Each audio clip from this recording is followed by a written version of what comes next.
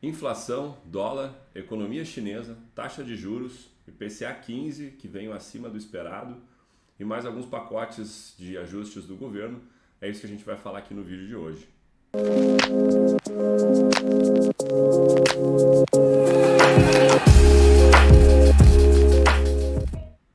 Olá pessoal, para quem não me conhece, eu sou o Marcos Miller. Aqui no canal a gente fala de economia, investimentos, mercado financeiro, inovação e uma série de outros assuntos.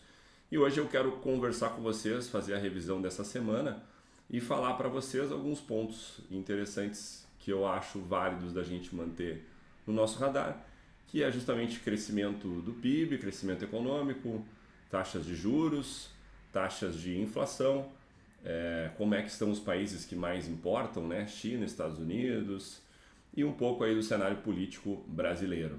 Tá? Então eu quero mostrar aqui a minha tela e eu já vou fazer a transição. A gente tem uma notícia aí de que a China, pelo quinto mês consecutivo, né, em agosto, contraiu a sua atividade econômica, né? Então a atividade industrial da China contraiu pelo quinto mês seguido, o que pode causar um problema aí, acabar causando um problema para outros países como o Brasil, que dependem muito da China, né? Que compra muitos produtos e acaba levando a economia de outros países para cima também, né? A China tem previsões bem diferentes do que era a China antes do Covid, a China de 5 anos atrás, a China de 10 anos atrás, e parece que aquele crescimento de 10% ao ano, 7% ao ano, 6% ao ano, 12% ao ano, aquilo parece que não vai acontecer mais de novo. Então é bom a gente ficar de olho nisso para ver duas coisas que eu acho que é importante da gente pensar sobre isso, tá?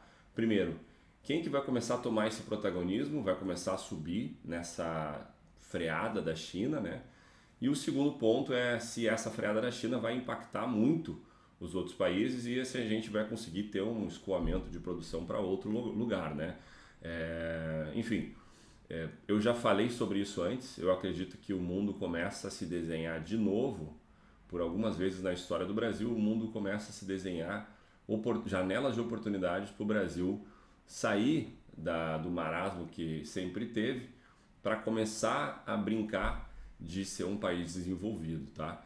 E, enfim, a gente está nessa janela, a gente tem aí guerra da Ucrânia, possível guerra China-Taiwan, a gente tem que ver esse conflito, né? No vídeo passado eu falei um pouco, hoje eu não vou falar um pouco sobre isso, porque as coisas não estão tão diferentes quanto estavam na semana passada, mas é bom a gente ficar sempre ligado nisso, porque dependendo dos movimentos que o governo fizer, qualquer governo que esteja no poder, a gente pode começar a se aproveitar de gaps que vão surgindo, né? Economias grandes como Estados Unidos, Europa, querendo sair, parar de ter parceiros comerciais que tão importantes, né? A produção de chip, por exemplo, ficou muito longe, podem tentar trazer isso para mais perto, enfim, tem várias coisas que eu acho que podem acontecer aí durante esse período aí, nos próximos 10 anos, que podem transformar o Brasil, tá? Lembrando para todo mundo que é muito cético,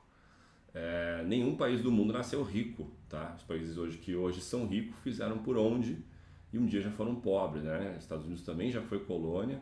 Existem, claro, obviamente, diferenças que são culturais, de época, históricas, né? Contexto, mas eu acredito que qualquer país, se fizer o caminho certo, ele consegue chegar lá, né? O problema é que o Brasil nunca quer fazer o caminho certo, né?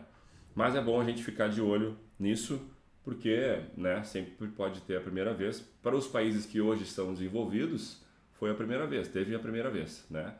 Passaram décadas, séculos no marasmo e um dia se desenvolveram, tá? Continuando aqui nossa análise, eu gosto de mostrar um pouco a inflação, tá? A gente ainda continua mais ou menos com essa tabela aqui esse campeonato de inflação sendo liderado pela Argentina, longe, né? Tá aparecendo até o Botafogo aqui no campeonato. Lá em cima ninguém busca, né? A Turquia vem em segundo, Índia em terceiro, e aí a inflação já começa a ser mais, digamos assim, estável, dentro da casa do um dígito, né? Não mais de 2 dígitos. Aqui para os países do G20, tá? A gente está olhando só os G20, porque não faz sentido olhar todos os países do mundo. Tá? O Brasil continua lá com 3,99, a gente não tem dados novos, a não ser pelo IPCA. E aí eu trago o IPCA 15 aqui, que o IPCA 15 é uma prévia, né? Geralmente é uma prévia do que vai sair o IPCA do mês, tá? E ele acelerou um pouco mais do que o esperado, tá? O mercado esperava aí 0,17, ele acabou acelerando para 0,28.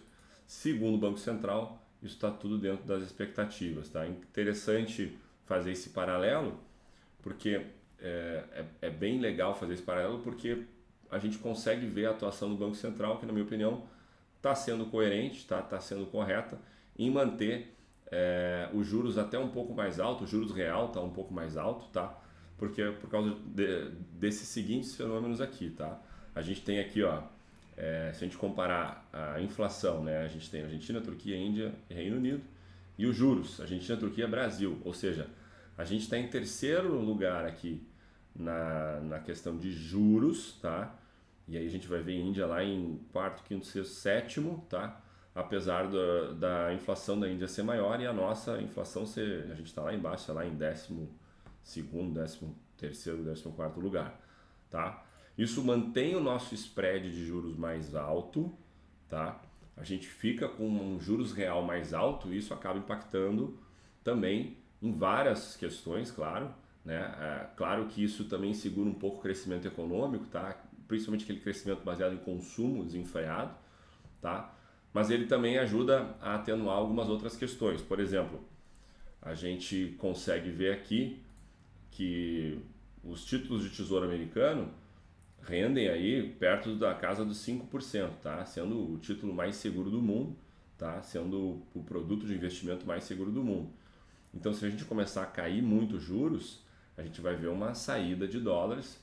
Por quê? Porque o nosso risco talvez não justifique, e isso é só uma das explicações, tá? Para quem estudou aí meia dúzia de livro e já vai ficar maluco, isso é só uma das explicações, tá?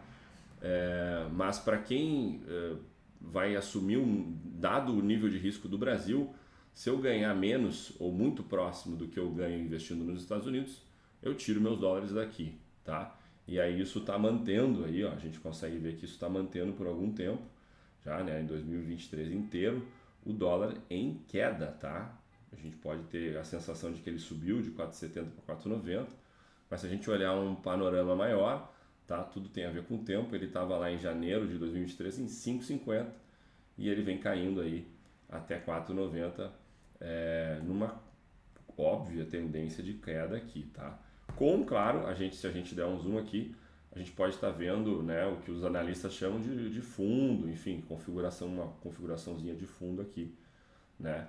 Mas isso não é uma análise e eu não sou analista também. A gente olha por cima aqui esses fatores. Isso está mantendo talvez o dólar, é um dos fatores que pode estar mantendo o dólar abaixo de R$5, tá? A gente vai falar um pouquinho agora dos pacotes de arrecadação, tá? A gente tem aí o governo prometendo déficit zero em 2024, tá? Enfim, de acordo com várias projeções e reformas que o governo tem feito, tá? Eu duvido muito, tá? Sou bem cético em relação a isso. O modus operandi desse tipo de ideia de governo, né? Não é um modo que tem déficit zero, tá? Não é um modo com austeridade, é um modo que geralmente gasta mais, que faz mais à frente, né?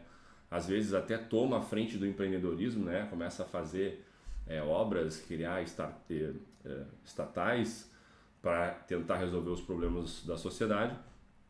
Isso encarece o custo da máquina, tá? Eu acho bem difícil bater esse déficit primário zero. Mas vamos ver o que vai acontecendo. Isso talvez pode ser até inclusive um shift aí na própria política e na própria ideia dos integrantes do partido, dos trabalhadores, sobre economia. Isso também pode acontecer, sempre tem a primeira vez, né? Para acontecer algo desse nível, tá? A gente vai falar também do projeto de taxação dos rendimentos offshore, tá? Então, assim, o que sempre aconteceu, tá? Passando a tela para cá, o que sempre aconteceu, tá? Todos os rendimentos offshore que eram mantidos lá não tinham taxação, né? Então eu até coloquei aqui um certo resuminho. Então todos os rendimentos que eram mantidos lá fora eles não tinham taxação. Então você mantinha o investimento lá, ele ia rendendo e ele não tinha taxação. Aí o que essa proposta vem mudar? Ela vem mudar assim, não, todo ano a gente vai ver o rendimento que o cara teve e vai tomar um tributo aqui no Brasil também. Tá? Então, de 6 mil a 50 mil no ano, a alíquota será de 15%. Quem tiver esse rendimento de 50, acima de 50 mil, é uma alíquota de 22,5%. Isso passa a valer a partir de 1º de janeiro de 2024.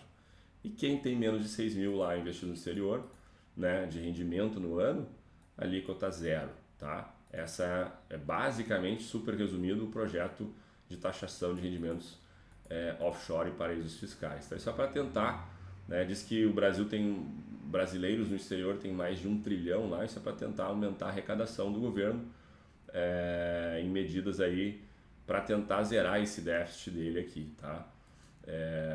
Enfim, é bom falar um pouco das propostas de orçamento para 2024 também, que diz ali que vamos ter receitas extras e tal, mas receita de governo é imposto, tá? Então, o que eu espero para ano que vem, e eu já venho falando isso há algum tempo, e dificilmente eu vou mudar de opinião, né? Vamos ver o que acontece ao longo do tempo, mas na verdade eu tô louco para mudar de opinião, mas não é o que eu acredito.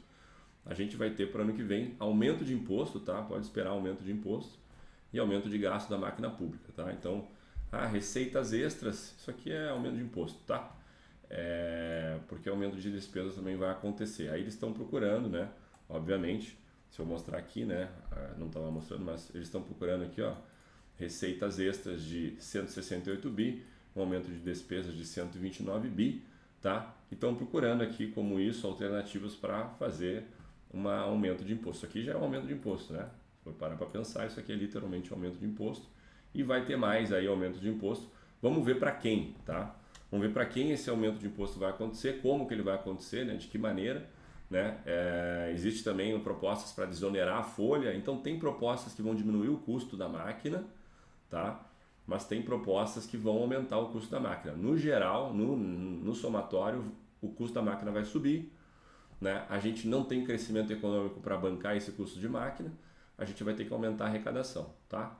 E aí a gente tem que alterar, enfim, não tem outro jeito, os governantes têm que achar essas alternativas de aumentar imposto, vamos ver aonde, vamos ver como, né, que eles vão fazer isso, tá? Mas basicamente é isso que vai acontecer ano que vem, né? A gente continua monitorando a inflação para ver se ela realmente vai ficar estável, se ela vai cair, se os juros vão cair, os juros podem aquecer a economia, tá? Pode mudar os investimentos também, basicamente a gente ainda tem uma inflação média alta, taxa de juros está alta, tá? Vamos ver o que acontece também no mundo, atividade industrial, se pode acontecer algum outro conflito no exterior, e é isso, tá? Esse é a nossa visão para, enfim, nosso resumo até aqui e a nossa visão para frente, beleza? Espero que vocês tenham gostado, vou ficando por aqui, até mais.